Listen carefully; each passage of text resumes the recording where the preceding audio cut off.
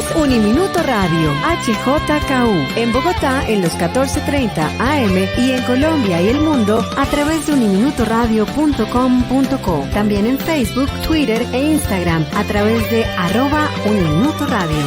La radio universitaria está aquí.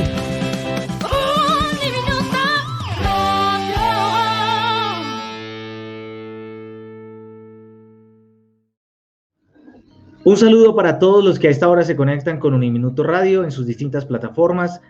Es un gusto acompañarles a ustedes en esta conversación, en lo que va a ser una conversación de un tema que es relevante por lo que nuestro país le aporta a las cifras. Tristemente, esa es la realidad que hay detrás de esto.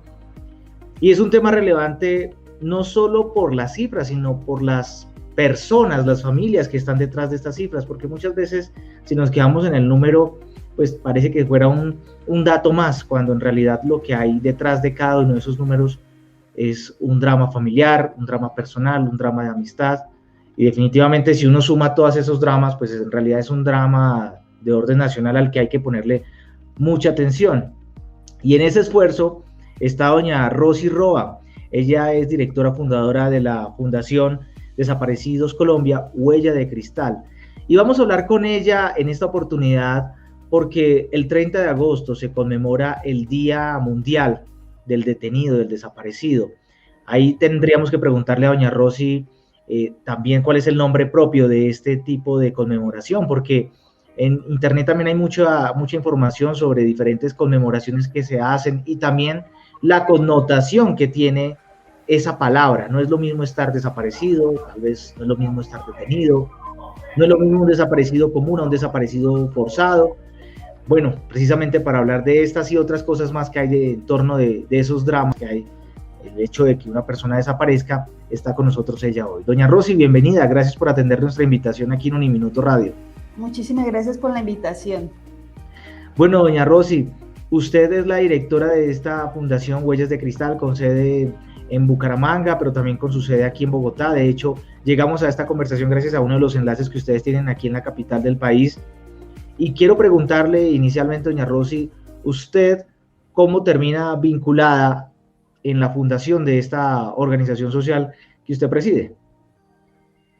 Bueno, eso viene de hace 4 años, ahorita en agosto, el 19 de agosto, hace 4 años, mi hijo Pablo Andrés Roa desapareció en Colina Campestre y fueron 43 días de lucha, de búsqueda, de peleas constantes, porque tristemente cuando uno está en este flagelo de la desaparición, uno se vuelve investigador, uno se vuelve como un fiscal averiguando la verdad, y están desamparadas las familias en este país. Entonces, gracias a que conocí, porque digo gracias a Dios conocí ese dolor porque lo desconocía totalmente, nace la organización, nace la fundación, porque sabemos lo que se sufre, sabemos lo que se siente y sabemos que las familias necesitan personas que de verdad los apoyen y los asesoren qué deben hacer. Entonces, a raíz de ese dolor, nace Fundación Desaparecidos Colombia, Huellas de Cristal. Ustedes son una de las organizaciones que agrupa a un grupo de familias, perdónenme ahí la redundancia del verbo agrupar, pero agrupan a un número de familias bastante considerable, 2.000 familias, entiendo por lo que nos comentó off de la grabación, fuera de la grabación. Sí, más o menos tenemos unas 2.000 y un poquito de familias que necesitan asesorías, pero es poquito porque en el país tenemos más de 160.000 desaparecidos. Entonces, nosotros trabajamos en pro de esos asesoramientos jurídicos, psicosociales. Entonces estamos tratando de mejorar cada día más para poderlos ayudar mejor a ellos. Gracias a ellos también hemos podido encontrar varias personas. Entonces es muy importante, se siente una satisfacción enorme cuando nos escriben y nos dicen que ya fue encontrada una persona viva. Entonces, y que no importa en qué condición se encuentre, aquí lo importante es saber que ya está la familia con su desenlace. Eso es lo importante para nosotros. Doña Rosy, cuando uno escucha el tema de la desaparición, uno cree que es un fenómeno aislado o es un fenómeno incluso hasta de niveles socioeconómicos.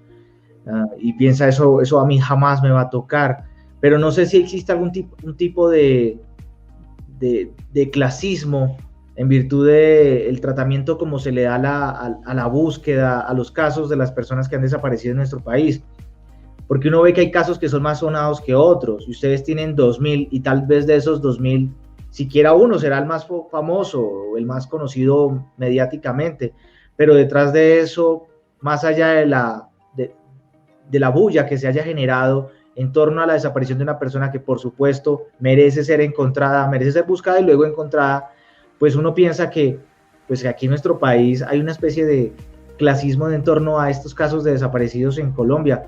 Me gustaría saber si ese fenómeno se está dando en nuestro país, si se da con el tema de los desaparecidos, si a ustedes les hace también la búsqueda de personas mucho más difícil cuando se da este tipo de cosas en Colombia.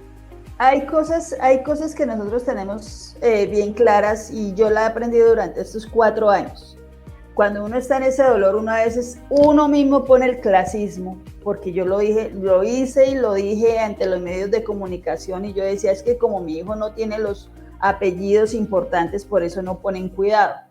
Pero a raíz de que vamos profundizando y vamos entrando en el tema y vamos estudiando, tenemos casos de gente adinerada que tiene a sus hijos desaparecidos y pasa lo mismo que una persona de estrato 1 o estrato 2. O sea, también están con cero ayuda de fiscalías y los entes que están especializados para la búsqueda. Lo que sí nosotros tenemos como un relativo que es ofensivo para nosotros es cuando se pierde un computador, una bicicleta de alguien, de algún deportista famoso, de algún artista famoso. Ahí sí revisan cámaras, ahí sí funcionan las cámaras de todos lados y se da con la persona que se llevó la bicicleta o se llevó lo que sea de esa persona. Y cuando nosotros como familia buscamos que nos ayuden con cámaras, las cámaras nunca están funcionando. Entonces ahí es donde vemos la justicia, entonces, ¿para quién funciona? ¿Para los famosos o para todo el mundo? Ahí sí nosotros decimos que hay un clasismo. Pero en el tema de la desaparición tenemos estrato 6 desaparecidos y tienen el mismo dolor y la misma inoperancia a una persona estrato 1. Entonces es algo que nosotros decimos el por qué si le dan prioridad a una bicicleta y por qué no le dan prioridad a una persona que está desaparecida. Nosotros tenemos, en la organización tenemos casos que están sonando, como es el caso de la niña Sara Sofía, que nosotros tenemos ese caso desde finales de febrero. Y gracias a Dios ha dado con una tía que se ha movido muchísimo y ha tratado de lucharla y guerrearla por saber qué pasa, pero también hay gente que se aprovecha de eso para buscar su fama propia de 5 minutos.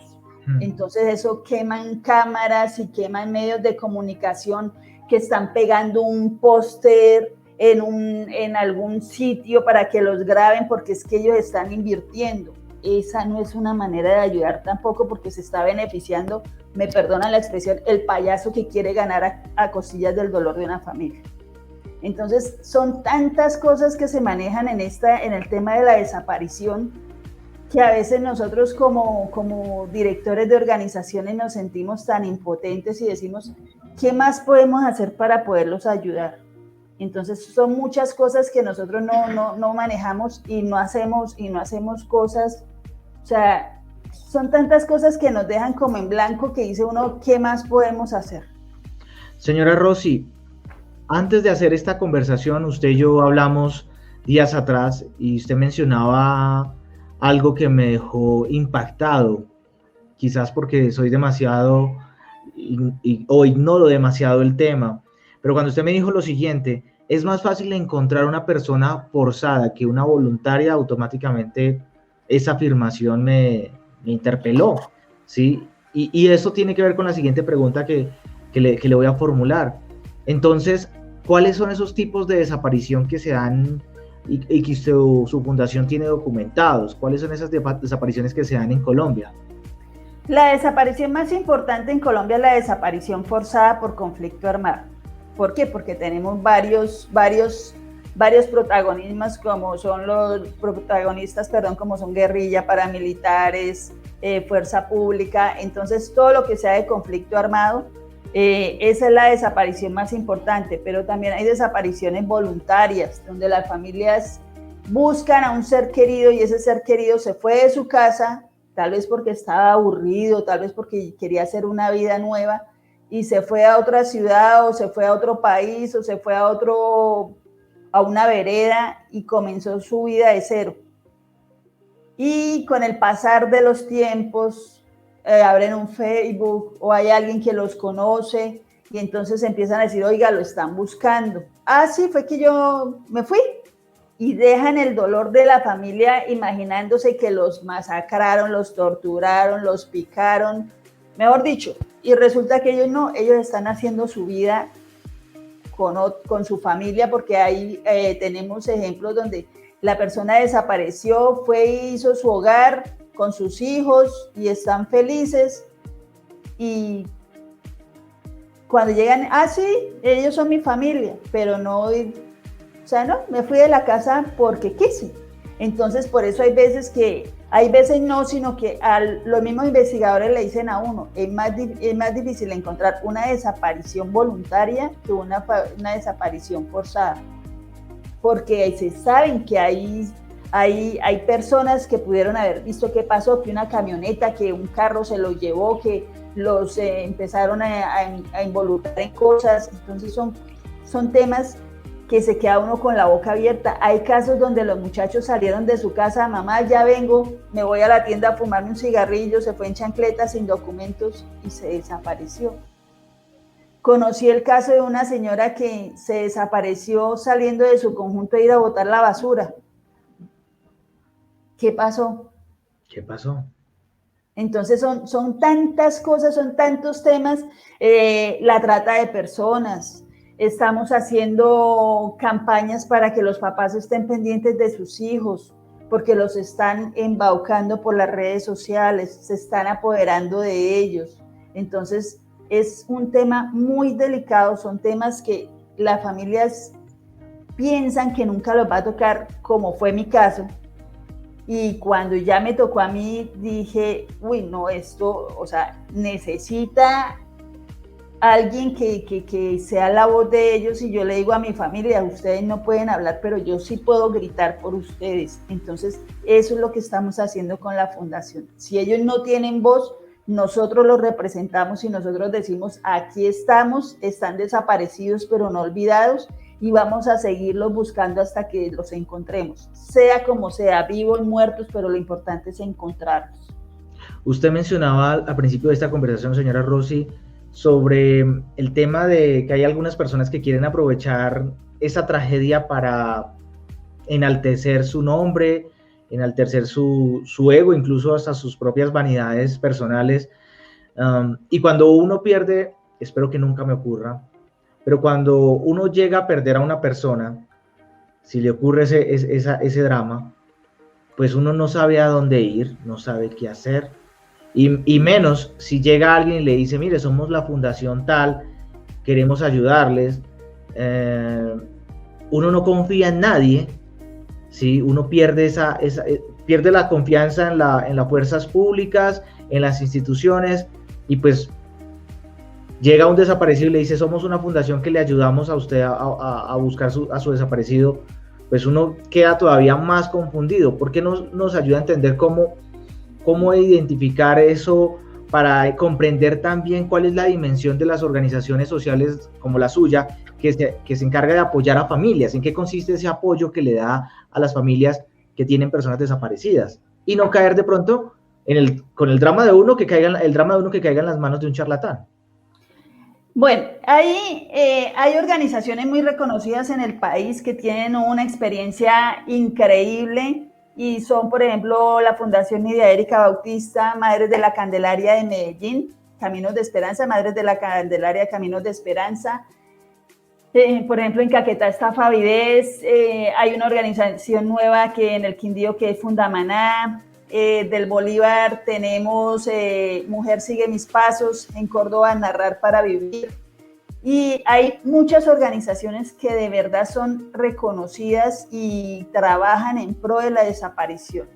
Pero también hay que tener cuidado porque hay hay páginas que las abren por abrirlas. Supuestamente para ayudar. Ellos piensan que están ayudando, ¿sí? Pero resulta que ellos no se toman la tarea de investigar qué pasa si hacen un post donde no están protegiendo a las familias. O sea, me llegó a mí una información. A mí me llegan informaciones todos los días de desaparecidos con el cartelito, fulano de tal desaparecido, lo describen totalmente con señas particulares, manchas lunares, cicatrices, tatuajes, cómo estaba vestido. Eso es muy importante, de cómo estaba vestido en el momento, pero por favor a las familias y a las personas que trabajamos en esto, no debemos dar toda la información. Replican con los números de teléfono y lo replican y ellos mismos lo dicen, es que yo voy a ayudar hasta que me llegue el agua al cuello porque es que a mí me tienen que, así me van a amenazar. A ellos nunca los van a amenazar porque es que ellos no son nada de la familia. A los que van a amenazar son a los familiares directos del desaparecido. Entonces tenemos que aprender a ser coherentes. Si vamos a ayudar, ayudemos, pero hagamos esa protección a las familias. Bastantes sufren con la desaparición para luego estar amenazados de muerte o estar extorsionados o que los estafen o que hagan lo que pasó con una mamá. Llegaron y la contactaron, mire, es que su hijo tiene un tatuaje así, así, así, nosotros lo tenemos. Y la citaron, creo que fue como a las 8 o 9 de la noche para violarla. Entonces, son cosas que uno dice, si yo me meto a trabajar en este cuento, es porque sé que voy a tomar las cosas de una manera seria y responsable. Hay familias que van a una página y les dicen, ¿yo cómo puedo hacer? ¿Hacia dónde puedo meter un derecho de petición? No sé, nosotros no somos fundación. Esa no es una respuesta, porque si abrió una página es porque saben todos los parámetros, todo lo que se requiere para hacer una denuncia, o si no los están poniendo cuidado hacia dónde encaminarlos a hacer un derecho de petición o una tutela. Todo eso lo tenemos que saber y nos tenemos que empapar en el tema. O sea, si yo hablo, lo hablo porque tengo criterios y porque sé lo que se está padeciendo, porque día a día me están llegando. Doña Rosa, imagínese, me contactaron que fui reconocida como víctima y que tenía que consignar 130,000 pesos a un X, los consigné y aquí estoy esperando que me den la indemnización. Sí. ¿Quién le dijo a usted dónde está la resolución que usted está reconocida como víctima? Porque es que hasta eso lo tengo que saber yo, que eso lo dicta un juez, que el juez da una resolución, en la misma resolución le dicen a usted en qué banco, y es un banco del Estado, no es un banco normal, el que le va a hacer la indemnización, por cuánto se la va a hacer, cuántos son los reconocidos por la familia como víctimas. O sea, eso es un proceso y las personas caen tan fácil porque es que se están robando las bases de datos. No sé cómo lo hacen, pero a veces entran a la Cámara de Comercio y empiezan a robar información y se roban bases de datos y empiezan ahí a coger y nosotros decimos vulgarmente a descabezar al que se les presenta desde las cárceles.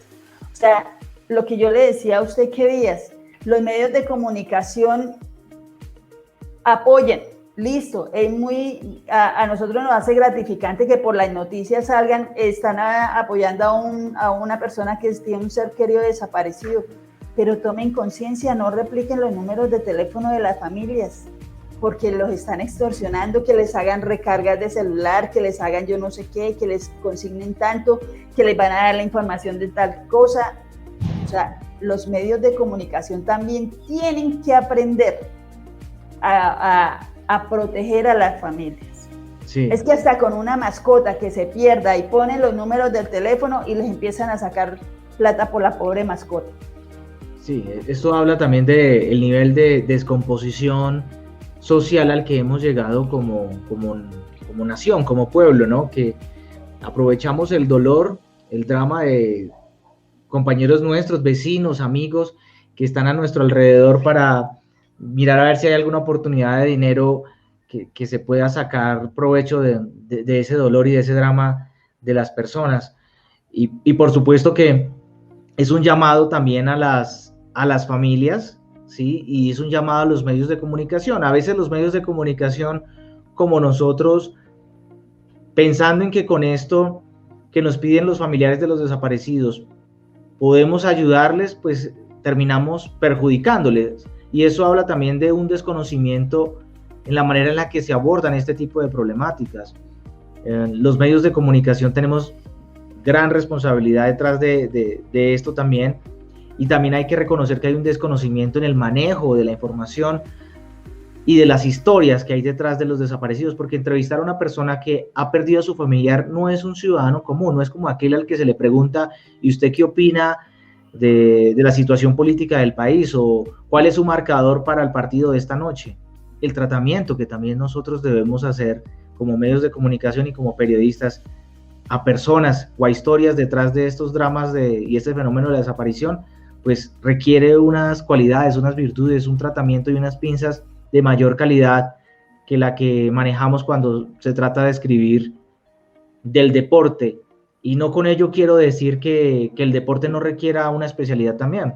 Por supuesto que la requiere, pero aquí hay otra historia, aquí hay dolor, aquí hay llanto, aquí hay lágrimas, y no necesariamente de alegría, como generalmente el deporte nos despierta. Señora Rossi, en ese sentido, quiero consultarle sobre el tema de la prevención. Ya estamos hablando de lo que sucede después de que una persona ha desaparecido, pero no sé si este tema de la desaparición, el fenómeno de la desaparición, existe o tiene en su haber alguna manera de prevenirlo, si es posible prevenirlo además. Pues de prevenirlo, se puede prevenir con los menores de edad. Ahí esa es una manera de prevención, de saber con quién están hablando, quién se está contactando, con quién están jugando en línea, porque también de eso se está prestando. Pero en sí, el problema, por ejemplo, cuando se desaparecen por escopolamina es difícil porque no sabemos quién está en el blanco de todo eso, entonces ahí entramos como en esa polémica que es muy difícil, aunque para la parte de la escopolamina, por ejemplo, cuando se van las personas de fiesta es importante y todo el mundo lo ha dicho, y yo creo que eso ya parece un disco rayado, que si se van a tomar una cerveza, que por favor si van a ir al baño llévense la cerveza, no dejen el trago ahí, nunca descuiden de vista su licor, porque no se sabe qué le puedan echar ahí. Entonces yo creo que ya es la madurez y como nosotros tengamos esas bases desde la casa de cómo debemos protegernos, ¿sí? Porque, por ejemplo, cuando yo estaba una adolescente y empecé a ir a fiestas, mi papá me decía, tome la plata, mija, de su gaseosa, tome la plata, mija, de su chicle, no le reciba nada a nadie. Entonces uno ya empieza como con ese chip, tengo que protegerme, tengo que cuidarme yo misma, ¿sí? Entonces ahí depende de nosotros, porque a los muchachos les aparece una vieja súper bonita con esas piernas y de una vez ya se les olvidó su seguridad. Y ya se les olvida, o sea, no todo es de confianza, no todo es de uno confiarse. Entonces hay muchas cosas que se deben proteger. Lo que ahorita, devolviéndonos al tema de los medios de comunicación, yo sí quiero hacer un llamado para los programas así virtuales, que por favor cuando llegue el caso de una persona desaparecida no le den explicaciones a nadie de los casos. Es decir, señora Rossi. Es decir, tengo el caso de una niña que desapareció hace un mes en el municipio de Zapatoca, en Santander. Resulta que la niña de 14 años desapareció y al otro día, aquí en Piedecuesta, encontraron una niña desorientada en un bus y se manejó muchísima información. Y resulta que nosotros como organización, si a mí me llaman y me dicen tenemos un desaparecido en tal parte, nosotros contactamos directamente a las familias. Para empezar, nosotros nunca hablamos con terceros. Tiene que ser directamente con un familiar. Y si es menor de edad, con los padres de familia, con el tutor, no más, porque no podemos cometer un error y pasar por encima de los derechos de los menores, primero. Segundo, cuando llegan y encuentran a una persona como fue el caso de la menor, encontraron a otra muchacha desorientada, la llevaron al hospital de Piedecuesta y empezaron a confirmar que era la joven que estaba con escopolamina. Entonces, ¿qué hacer nosotros como organización? ¿Qué hice yo como directora? Ya tenía el caso, ya tratar, ese día me tocó mover cielo y tierra, duré 3 horas sentada buscando quién me daba contacto en el hospital, hablar con la persona tratante, el médico tratante y decir, tenemos una menor de edad desaparecida, tiene estas señas particulares, ahí sí se manejan las señas particulares y queremos saber si es la joven que tienen ustedes ahí en urgencias. No señora, tenemos una joven de 22 años, la niña desaparecida de 14 y esta joven era de 22 años. Sí. Ah, bueno, listo. Es que tengo a la mamá en la línea que tengo. No, la joven dice que se llama fulana de tal. Listo, no es. Le tomaron la foto a la joven para nosotros descartar con los familiares de la menor que no era. No sé cómo se filtró la información. En todo caso, las autoridades resolvieron el caso. O sea, las autoridades dijeron, no es la menor. No sé cómo lo hicieron cuando las autoridades ese día ni siquiera contestaron teléfono. Después, en esos medios de comunicación comenzaron y la gente preguntaba, ay, ¿qué ha pasado con la niña en Zapatoca? No, la niña se fue con un muchacho y empezaron a dar información, como les dije yo, y se los dije ahí en vivo, no sean irresponsables. O sea, ustedes no pueden jugar con la honra de una persona porque a ustedes les parece. Hasta que no se sepa una investigación, no se puede hablar de un tema y eso a nadie le compete, solamente a la familia. Entonces, a eso es que yo voy. Cuando los medios de comunicación les llegue la información de un familiar, de un desaparecido, no hagan comentarios que desconocen porque ustedes no saben si están hiriendo a la mamá o a la familia de ese joven o de esa muchacha o de esa señora desaparecida.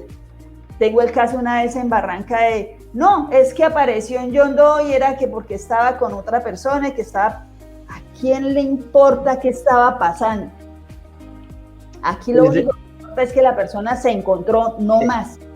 Eso le iba a decir, o sea, que en casos de personas desaparecidas que son encontradas, no hay que dar explicaciones de cuáles fueron las condiciones o el estado en el que se encontró esa persona, sencillamente se encontró. Se encontró viva, nosotros lo ponemos y a nosotros nos atacan en las páginas, a nosotros nos dicen, pero digan qué pasó. No, es que a nadie le interesa, a los que le interesan es a la familia, a nadie más, porque nosotros no podemos alimentar el morbo y el amarillismo.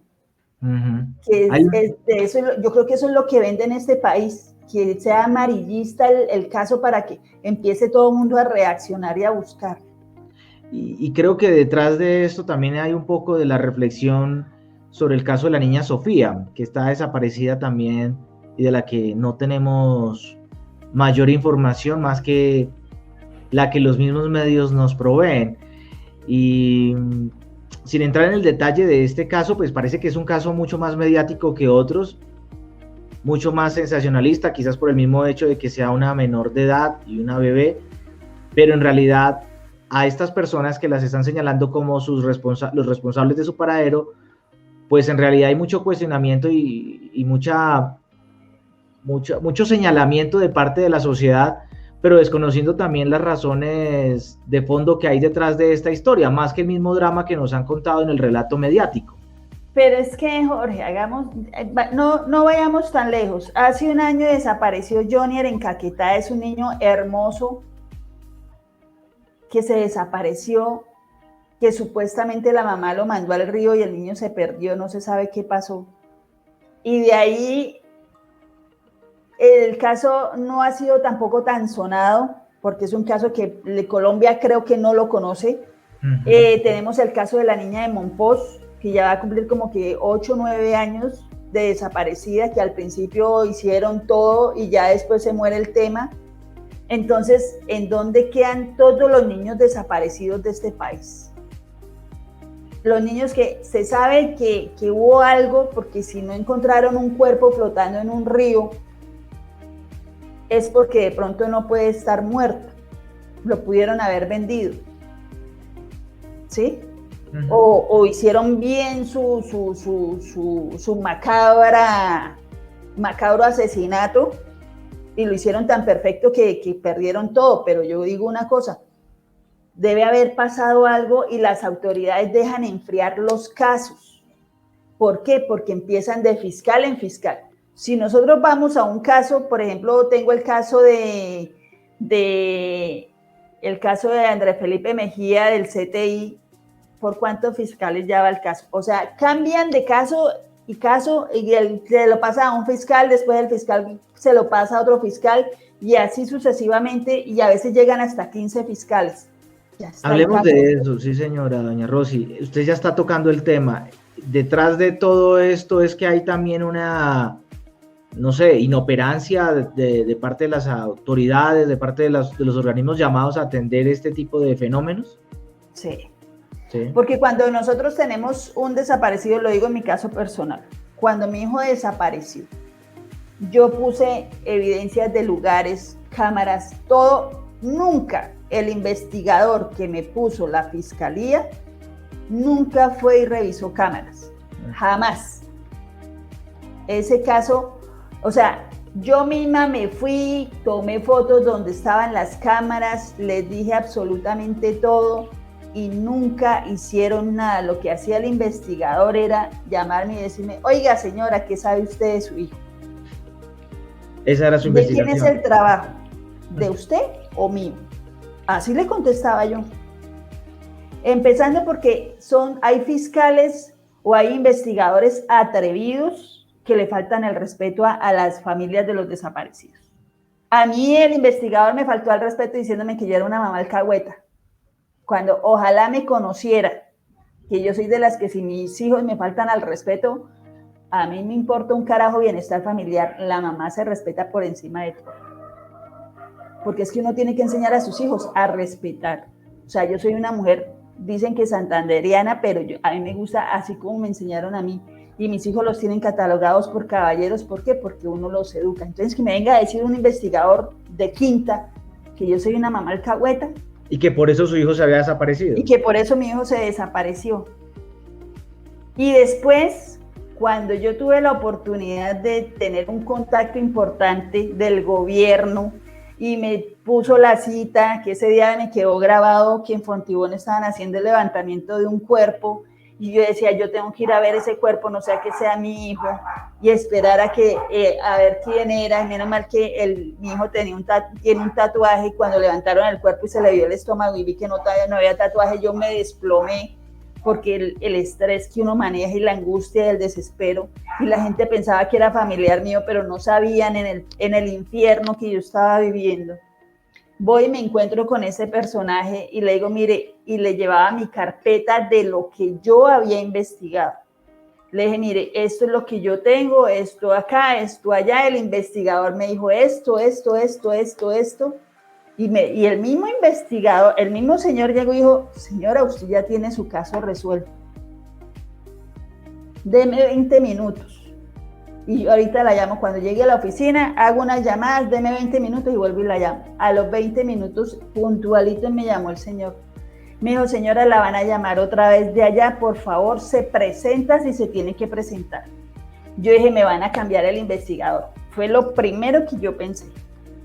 Cuando llegó el otro día y me dice el tipo, no, es que le toca con fulano de tal. O sea, se me salió la palabra clásica que todos conocemos, otra vez este tipo, que no ha hecho nada en 42 días, ese iba a ser el día 43. Y entonces, la primera vez me atendió como un zapato, o sea, me por debajo hasta lo que más quiso, pero ya cuando vio que había alguien por encima de él y que me estaba ayudando, ahí sí, mi señora le provoca un tintico. Mi señora, yo estoy trabajando en el caso, lo que pasa es que no puedo estar diciendo, es que ya tengo a fulano de tal, ya hoy lo amenacé, que si no se me presentaba le dictaba orden de captura. A las 10 de la mañana quedamos de reunirnos acá. ¿Usted se espera a que yo haga la indagatoria o se va para la casa? Le dije, no, yo espero, porque yo sabía quién estaba detrás de todo. Yo dije, yo espero en mi casa porque no sé cómo sea mi reacción. Y a la hora que tenía que esa persona presentarse, a esa hora me llamó mi hijo a decirme, mami, me soltaron. ¿Sí ve? Entonces hay cosas que uno dice, ¿por qué los investigadores no cumplen con su trabajo? Uno entiende, son miles de casos para un solo investigador, son cientos de casos, pero cuando las mamás ya tenemos quiénes son sospechosos, háganle a la fija, porque es que nosotras ya tenemos más o menos quiénes pudieron haber estado involucrados en la desaparición de nuestros hijos. Tengo el caso de una señora de Cali, que el señor se desapareció con su camión, trabajaba en una, allá ¿cómo es que le dicen a las plazas? Una galería. Una galería. El señor trabajaba en una galería, ahí hizo un sospechoso y la asistente de la fiscal o la fiscal salió pensionada, nunca revisó cámaras, que no podían llamar a la persona porque era un supuesto sospechoso. Entonces, ¿qué están haciendo? Cuando el trabajo de ellos es investigar, no decir supuesto. Sí, es un supuesto, pero empiecen a hacer sus investigaciones, empiecen a preguntarle, empiecen a decir, bueno, ¿esto qué pasó? ¿Sí? Es decir, cuando ocurran este tipo de fenómenos con casos de desaparecidos, en los que uno, como familiar del desaparecido, tiene una sospecha, hay que poner esa sospecha de manifiesto. De inmediato, ¿cierto? No guardársela. No, todo. En el momento en que ustedes tengan sospechas de alguien, en el momento en que ustedes digan, fulano de tal fue la última persona que lo llamó, él debe saber qué pasó y de una vez involucrarlo. Eso que ni qué amistad, ni qué nada, eso es involucrar a la persona, que las personas encargadas de investigar sabrán si es inocente o es culpable. Perfecto.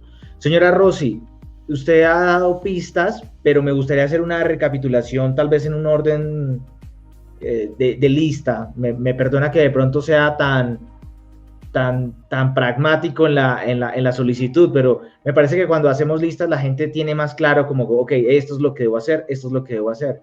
¿Qué le parece, señora Rosy, si nos ayuda a todos a entender qué hacer si yo, por ejemplo, pierdo una persona hoy, un desaparecido hoy? ¿Qué es lo primero, lo segundo? ¿Cuál es, según su experiencia y la experiencia que ha recapitulado también con los casos que manejan en la fundación, cuál sería como ese protocolo para uno no perder tiempo? Porque creo que también esta es una carrera contrarreloj. Y decía usted, para no dejar que se enfríen las cosas, ¿qué debemos hacer entonces? Bueno, primero no se deben esperar ni las 24, ni las 48, ni las 72 horas como están las autoridades, porque a veces pasan los CAIS y con la policía. No, es que toca esperar las 72 horas. Eso es puro cuento. Cuando lleguen ustedes a alguna parte, es que queremos poner una denuncia de desaparición y le digan, ¿cuánto lleva? 5 horas. Ah, no, toca esperar las 72. Me lo da por escrito, me hace el favor, me lo firma con número de cédula, con nombre legible y su firma, donde usted me dice que debo esperar las 72 horas, porque no se deben esperar ni la hora, porque la gente ya sabe cómo es su familiar. Si no está acostumbrada a desaparecerse 1 o 2 horas, de una vez poner el alarma, encender las alarmas de una vez. Buen punto. Eso no está escrito en ningún lugar, eso de las 72, de nada. Hay que buscarlo de inmediato. Listo. Para hacer el reporte lo pueden hacer ante Fiscalía, ante Medicina Legal, ante Personería, los pueden realizar las denuncias. Para mí lo más efectivo es Medicina Legal, porque usted va a la fija. La gente dice a veces, ay, pero es que él no está muerto. No, no es que esté muerto, pero ahí ya empiezan ustedes al plan descarte. Se van a Medicina Legal, como lo fui yo cuando mi hijo desapareció, que yo empecé después de las 72 horas porque estaba dando la esperanza de que apareciera, ¿sí? Entonces, ¿qué hice yo? Irme con una carpeta con las fotos de mi hijo ante Medicina Legal. Fotos de mi hijo, foto de los tatuajes de mi hijo, foto donde tenía cicatrices. Todo eso se presenta porque ya no tiene uno que ir a ver muertos, sino que ellos ya en el sistema saben si hay alguien con esas características. Claro. Fácil, ya no tiene que ver los muertos usted. Entonces ahí miran características, no, aquí no hay. Entonces ellos mismos se encargan de remitirlos a ustedes a una fiscalía o a un CAPIF, donde ya lo van a empezar a atender y le dan un número de CIRDEC, que es la consulta pública donde se puede mirar en qué estado se encuentra la persona, si se encuentra desaparecida o se encuentra ya fallecida. Ese número es importante. Nosotros como organización, hay veces que nos insultan porque pedimos una denuncia. ¿Por qué pedimos denuncia? Porque nos estamos curando en salud, porque hay gente que toma esto como un juego y después nos están demandando por información falsa. Entonces, desgraciadamente, ya ahorita, si no hay denuncia, no podemos ayudar. A no ser que sea una desaparición de que mi papá se fue hace 30 años cuando mi mamá estaba embarazada y me dejó y quiero saber de mi papá. Esa ya es otra clase de desaparición. Claro. Que se sabe que el señor se fue y ella quiere o él quiere conocer a su papá o a su mamá. ¿Sí? Sí, señor. Entonces, ahí sí no pedimos denuncia porque sabemos que es una desaparición voluntaria. Pero cuando una persona desaparece, es importante que hagan una denuncia para que les entreguen un CIRDEC y ellos también puedan estar en un sistema, en un computador, en un celular, averiguando en cómo se encuentra esa persona. Entiendo. Muy bien. ¿Cuál sería el tercer paso después de haber hecho esa denuncia? ¿Qué debo hacer? ¿Me quedo en la casa esperando o empiezo también por mi cuenta a hacer mi investigación?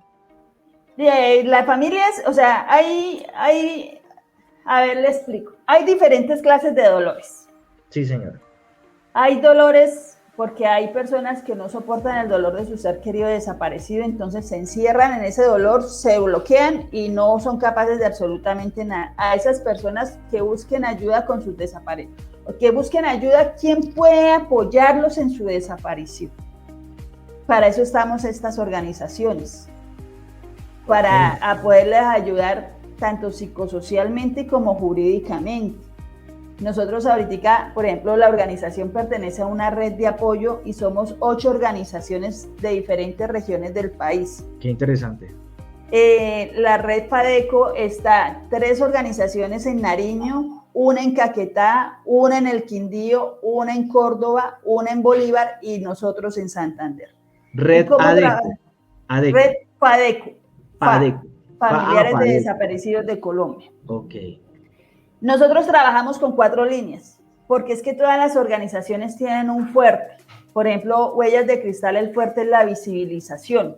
Ya ahorita nosotros tenemos un apoyo jurídico, estamos buscando la parte psicosocial, porque es que hay familias que necesitan ayuda psicológica. Claro. Entonces estamos en ese proceso de buscar la ayuda psicosocial y también proyectos productivos.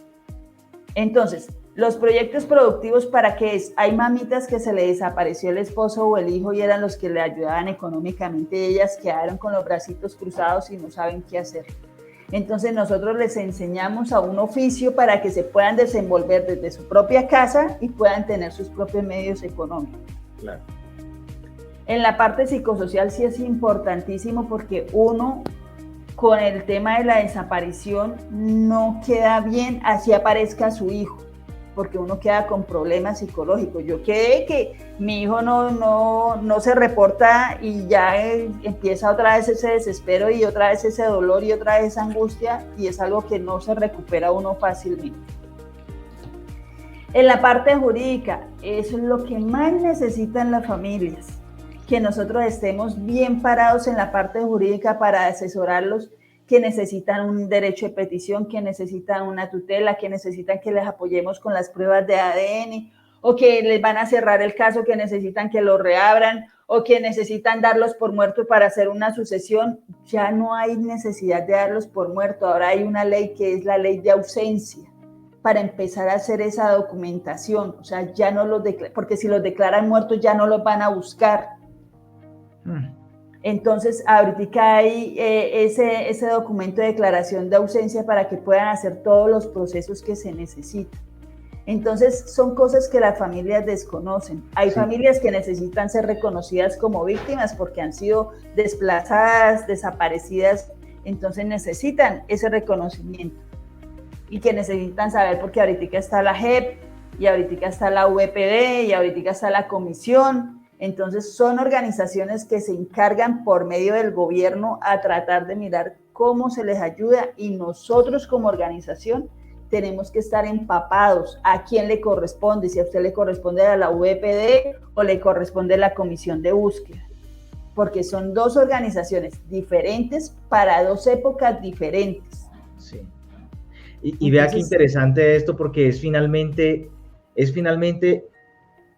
la recapitulación, se puede decir como si se quiere, ¿no? Decir de esa manera, la capitalización de todas esas experiencias de las personas que han estado también de alguna manera llamadas por esa tragedia, la tragedia del dolor. Entonces, no se quedan con eso para sí, sino que lo ponen a disposición de otras personas para que no pasen por las mismas circunstancias que estas que ya están movilizando las organizaciones vivieron en su momento por el desconocimiento. Entonces es una capitalización de todos esos saberes, de todos esos conocimientos que se ponen al servicio de las familias que tienen a una persona desaparecida. Y de repente, pues como uno termina también peleado con las autoridades, y esto hay que decirlo, en su afán de buscar salidas, de buscar y encontrar a la persona, y ver que hay una desatención de parte de los organismos, pues uno puede ver a esa organización social como un aliado, como un hermano que de verdad lo puede impulsar y lo puede motivar. Y finalmente andan en red, que eso es todavía mucho más interesante. Si andan en red, andan en bloque, es una cosa que se proyecta nacionalmente y que también da las garantías a las familias que en ese momento no están como muy seguras de depositar su confianza, pero si ven que ya son varias organizaciones las que están trabajando, dicen, esta gente es seria, esta gente de verdad está trabajando por nosotros. Hay algo que quiero dejar bien claro, Jorge, que, o sea, cuando uno está de la parte del otro lado, sí, porque yo ya soy de esta parte que ya uno está empapadísimo del tema y yo ya hablo, o sea, yo he aprendido ya a desenvolverme, porque yo era una persona re tímida, a mí me temblaba la voz, a mí, mejor dicho, me pasaba de todo. Pero en este momento donde yo estoy y que he aprendido a que hay más organizaciones, por ejemplo, yo vengo desde noviembre acá trabajando con la red de apoyo de FADECO, que somos 8 organizaciones. Hace 8 días estuve en Bogotá para la elección de la preselección del Consejo Asesor de la Unidad de Búsqueda y se hicieron 4 macroregionales, ¿sí? Para elegir a 8 finalistas para la otra semana estar eligiendo las 2 organizaciones por desaparición forzada ante la unidad de búsqueda. A mí me tocó la macroregional del 23 de julio y conocí 9 organizaciones más. Entonces, ya vengo con mi red de apoyo, que somos 8, ¿sí? Ya conocía a Mafapo porque estuvimos en intercambio de experiencias con las víctimas de Trujillo, que es una. Mafapo, falsos positivos, es otra. Nidia Erika Bautista es otra. Entonces, 8 y 3, ahí llevo 11. Madres de la Candelaria Caminos de Esperanza de Medellín, vamos 12. Ya conozco 11 organizaciones porque yo me excluyo ahí porque son 11 con las que yo ya tengo relación, ¿sí? Y en este momento, de hace 8 días, conocí otras 9 organizaciones. Y ya nos empezamos a unir. Y ya se empezó a dar a conocer el trabajo de cómo tenemos que trabajar, porque es que también hay organizaciones que se victimizan y entonces que porque estamos y que, por ejemplo, nosotros no reunimos recursos de ninguna parte, nosotros somos una organización sin ánimo de lucro y nosotros lo que hacemos lo hacemos de corazón. Yo a veces duro hasta 20 horas trabajando y no recibo sueldo de nadie. Entonces, nosotros tenemos ese trabajo con las uñas, pero ¿qué hacemos nosotros? Tocar puertas. Que hay tal organización internacional que nos puede ayudar, toquemos la puerta. Si nos dicen ahorita no se puede, espero yo, en lo personal, espero un tiempo prudencial y después vuelvo y toco la puerta hasta que me dicen sí. Como me pasó con ACMP, que ellos ahorita salieron del país por falta de recursos. Pero a ACMP me tocó hacerle antesala como 3 meses hasta que por fin me escucharon, hasta que por fin me invitaron a un evento de antropología forense y conocieron mi trabajo y me empezaron a impulsar y me empezaron a motivar y me empezaron a enseñar y empecé yo a documentarme y estos libros los saqué yo de ahí. Por ejemplo, estos son los convenios de Ginebra de la Cruz Roja Internacional. Mira, ¿sí? Todo esto es lo que uno aprende y va uno especializándose en el tema. O sea, son cosas que nosotros tenemos que aprovechar y nosotros como organización, si queremos salir a flote, tenemos que tocar puertas, tenemos que estudiar para poder tener los pies bien aterrizados y saber hacia dónde ayudar a las familias. Claro. Entonces, Señora Rosy, pregunto sobre el tema de la victimización, ya que usted me hablaba de la victimización que hay detrás de todo esto también, que ocurre también con la naturalidad de nuestra especie, ¿no? Somos una especie que también se vale de eso en algunos escenarios de la vida. Pero hablando de la victimización, me preguntaba, con tanta fuerza que ya tiene este grupo de organizaciones sociales, que de alguna manera puede hacer incidencia ya en lo político, en lo público al menos, si se quiere, si no existe también ese fenómeno de la doble victimización, es decir, fuera de que ya son víctimas porque perdieron a uno de sus familiares, terminan siendo hostigados por agentes externos para invitarlos a que no hagan lo que vienen haciendo y terminan amenazados también. Si eso también se da en nuestro país con ustedes ya bueno, en el fenómeno de la desaparición. Nosotros tenemos que aprender a diferenciar una cosa. Sí, señora. Una cosa la vida personal de nosotros y otra cosa ya la vida que nosotros tenemos como líderes sociales, porque somos líderes sociales, ¿cierto? Yo puedo tener mis creencias religiosas, mis ideales políticos, mi forma de pensar, pero es para mí, ¿sí? Es mi vida privada, o sea, ahí cero, ahí nadie puede ingresar. Y otra cosa, que yo vaya a llevar mi forma de pensar hacia mi organización, porque ya la estoy dirigiendo mal. Primero, nosotros tenemos desaparecidos de toda clase: guerrilla, paramilitar, fuerza pública, delincuencia común, homosexuales, ateos, de toda clase de desaparecidos. Y entonces, ¿qué hago yo como ser humano? Los que están desaparecidos no nos importa qué fueron. No somos nadie para señalarlos. Son seres humanos que tienen una familia que los llora y los busca. Es lo único que nos importa. Nosotros no podemos llegar y decir, no, es que nosotros que vamos a ayudar a los guerrilleros, que ojalá los acaben a todos. No, entonces, ¿en dónde está el criterio de nosotros?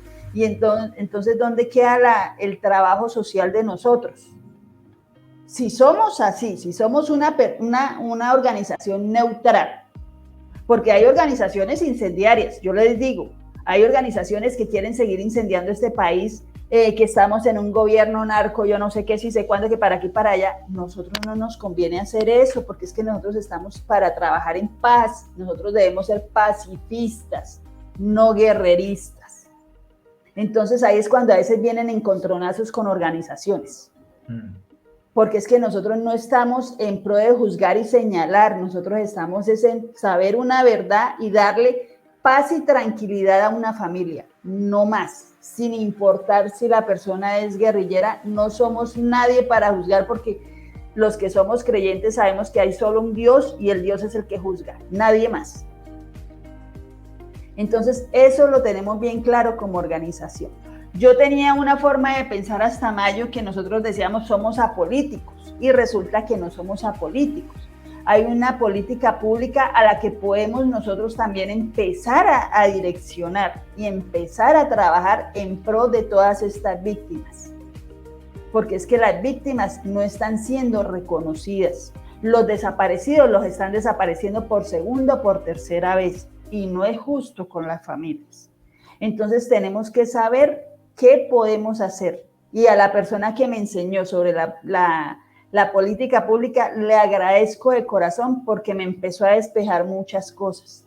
Y en esto que estoy ahorita del Consejo Asesor, es una política pública por la que nosotros tenemos que luchar como organizaciones. Y lo que yo les he dicho de hace 8 días para acá, porque es que hay organizaciones que quieren ser como rivales y que quieren ser mejores y que quieren como sobresalir. Esto no se trata de una competencia, de quién es la mejor organización o quién busca más desaparecidos. Esto se trata de una unión para poder encontrar los desaparecidos y poderles dar la tranquilidad a las familias, donde nos uniéramos todas las organizaciones en un sentido, sin señalamientos, sin sobresalir por partidos políticos ni nada, podríamos hacer esto mejor. ¿Sí? Sí, entiendo eso, señora Rosy, y lo aplaudo, porque finalmente lo que resulta a veces de esto es que puede uno desaprovechar las oportunidades que incluso como Estado hemos creado para intentar entender y resolverlo con los mismos recursos públicos, la cosa como se está dando, ¿sí? O sea, tratar de entender esto implica empaparse y entender que la política pública no es politiquería. La política pública es incidir en las transformaciones de los activos colectivos, ¿sí? Y entonces, supongo que este es uno de los escenarios en los que usted está muy interesada en participar, no para hacer politiquería, sino para participar precisamente para movilizar el tema y presentarlo como un tema de carácter público y nacional, porque esta es una realidad que a cualquiera nos puede tocar. Y por eso mi siguiente pregunta está relacionada con ese tema de lo público. ¿Cuál sería ese ideal o ese escenario ideal, como para que Colombia sea de alguna manera, como para que Colombia se vea y se reconozca el tema de la desaparición como un asunto político público? ¿Sí? ¿Cuál es ese escenario ideal? ¿Qué debería suceder? ¿Qué debería pasar? Así nos pongamos un poquito utópicos y como que eso no fuera realizable, pues tratar de hacerlo como que esa es nuestra meta, llegar a ser una nación que sucede esto, esto y esto y esto. Entonces me gustaría tener su descripción de qué es lo que debería funcionar para evitar que casos como el de usted, que fue víctima primero por la desaparición de su hijo y luego porque el investigador de su caso nunca le cooperó como usted lo esperaba, pues se siga repitiendo. ¿Qué debería entonces estar sucediendo en nuestro país? Bueno, para empezar, yo soy víctima del conflicto armado en Colombia, porque mis abuelos fueron desaparecidos, asesinados y desaparecidos está entre 1951 y 1953. Para empezar, o sea, que uno empiece a averiguar, porque nosotros no estamos interesados en tierras, no estamos interesados en plata, no estamos interesados en indemnizaciones, pero sí saber cuál es el origen de nosotros y cuál es el apellido de nosotros. ¿Sí? La gente, tengo varias personas que dicen, ay, esa vieja tal por cual, ¿para qué trabaja para los desaparecidos si ya encontró a su hijo? Pero es que no saben qué más hay a fondo. O sea, hay algo que hay en este país y es la falta de tolerancia, la falta de respeto y el fanatismo. Porque es que aquí el fanatismo está acabando con el país también. Porque son fanáticos de un partido político, son fanáticos del otro partido político y es una guerra entre ellos, hasta se mandan matar, se desaparecen porque piensan diferente. ¿Sí? Entonces, yo siempre lo he dicho, se pelean por dos políticos que ni los conocen, que ni sabe que están respirando en este planeta y se matan por esos partidos políticos. Entonces, ¿en qué vamos? La tolerancia. Aquí en este país falta mucha tolerancia porque cuando se publica a alguien que está desaparecido XY, la gente empieza a soltar la boca sin conocer. Ah, no, ese era un tal por cual, ojalá que ni aparezca, ojalá lo hayan matado, porque así lo han dicho. Entonces, cuando uno está en este punto y cuando nosotros tenemos una política pública por la que podemos luchar y por la que podemos salir adelante, es por la siguiente: los desaparecidos merecen ser encontrados porque son seres humanos sin importar lo que hayan hecho en su vida. Son seres humanos que necesitan. Ningún ser humano merece estar ni desaparecido, ningún ser humano merece ser reclutado y mucho menos ningún ser humano puede ser asesinado por lo que piensa y por lo que habla. Cosas que no se pueden aquí en este país, porque el que habla lo mata. Entonces, son tantas cosas que hace falta para que sea una Colombia perfecta, que nosotros tenemos que empezar a crear en las familias. Todo empieza por casa. Si yo enseño a mis hijos a respetar un simple pajarito, sé que ellos van a respetar una vida humana el día de mañana. Si uno empieza a enseñarlos con valores y respeto, créanme que Colombia sería otra. Pero tristemente, las leyes a veces los que hacen las leyes son los culpables que pasen tantas cosas y tantas injusticias en este país, porque dan la autonomía para que puedan hacer lo que se les dé la gana. Miren lo que pasó con el caso de Sara Sofía. Los culpables ya los habían dejado libres. Entonces, hasta que no se vuelve y se arma como ese escándalo mediático, y entonces ahí sí empiezan a reaccionar y otra vez la recaptura, porque créanme que si los hubieran dejado salir, se pierden y hasta ahí llegó todo el proceso. Entonces, son cosas que nosotros como víctimas del conflicto armado creo que tenemos la oportunidad para decir ya, paremos tanta violencia en este país no va a cambiar si no empezamos a cambiar ese chip y a perdonar lo que de verdad ha sucedido, porque es que si no perdonamos, la violencia va a seguir y va a seguir y va a seguir y va a seguir, y eso es como una cadena, ¿sí? Es como, por ejemplo, si a un niño le matan el papá, el niño se crea con ese resentimiento y es que cuando crezca los voy a matar y cuando crezca los voy a matar y se vuelve el pequeño un delincuente y ya cuando llega grande se vuelve un asesino. Ahí vienen esas cadenas. Pero si nosotros empezamos desde la casa, hay que perdonar, hay que dejarle todo a Dios. Si no hay justicia, pues habrá uno arriba que sí la va a hacer. Entonces tenemos que empezar como a cambiar ese chip desde su casa, desde la casa. Enseñarles a sus hijos qué es lo bueno, qué es lo malo, que empiecen a ser humanistas, porque es que no hay humanismo. En este tema de la desaparición hay mucha gente indolente que lo que hacen es hacer sufrir más a las familias con esos comentarios ridículos que juzgan sin saber, como el caso de Stacy en Medellín, que la niña de 16 años, que porque tenía tatuajes, que porque se maquillaba, no, es que se lo buscó. Nadie se busca una desaparición, nadie se busca que lo maten por su forma de ser. Uh-huh. ¿Sí? Para no ir tan lejos, mire, yo tengo mis tatuajes. Tengo mis perforaciones y tengo personas de mi organización que hablan de la gente tatuada, es que son marihuaneros y es que eso yo no sé qué, y le digo, señora, yo estoy tatuada, yo tengo perforaciones. ¿Usted me ha visto meter vicio? O sea, no podemos señalar y condenar a la gente por su forma de ser, por su personalidad, porque esas son personalidades. Conozco gente tatuada y en el rostro y con piercing y de todo, y son los mejores grandes seres humanos que pueden existir. Sí. Entonces, no podemos generalizar, y ese es el problema de este país, que se generaliza. Entonces, eso lo debemos cambiar totalmente. Señora Rosy, pues finalmente quisiera preguntarle sobre las actividades que realiza su organización, cuál es ese espacio semanal en el que ustedes se permiten y le permiten a otras personas conocer las historias de personas que han perdido algún familiar, que están en algún lugar y que están buscando esa respuesta, los lugares a donde pueden acudir finalmente también si llegan a tener algún tipo de caso como el que usted nos ha contado el de hoy, nos ha contado en la jornada de hoy, de otras familias que también tienen personas desaparecidas, ¿a dónde se pueden dirigir?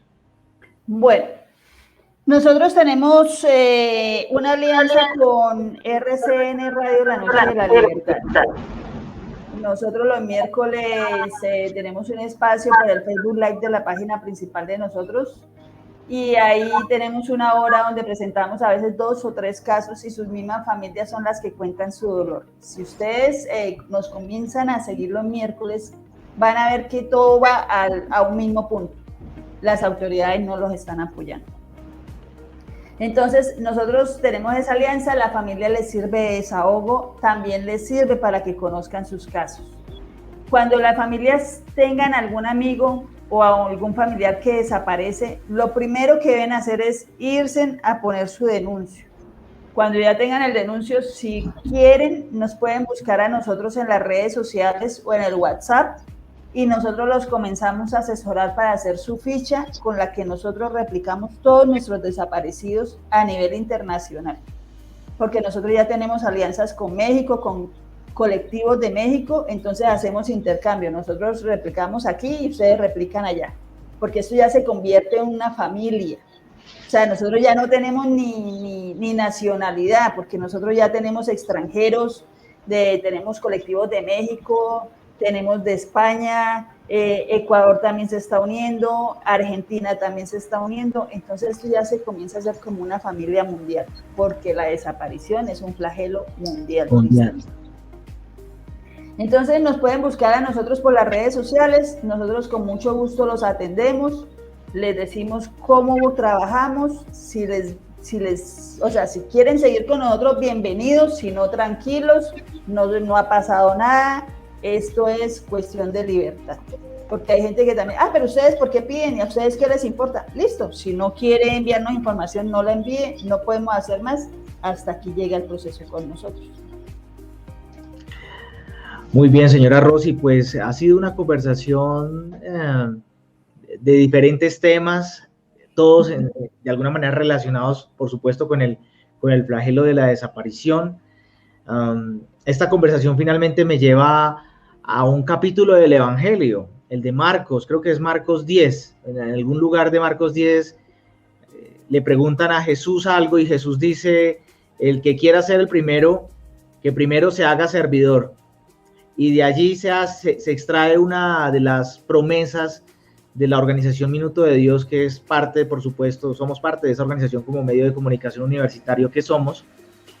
Una frase que el padre Rafael García Herreros de alguna manera dejó estampada allí en la impronta del espíritu del Minuto de Dios, que dice, se trata de amor y de servicio, que nadie se quede sin servir, porque finalmente de eso se trata nuestro paso por esto que llamamos vida, ¿no?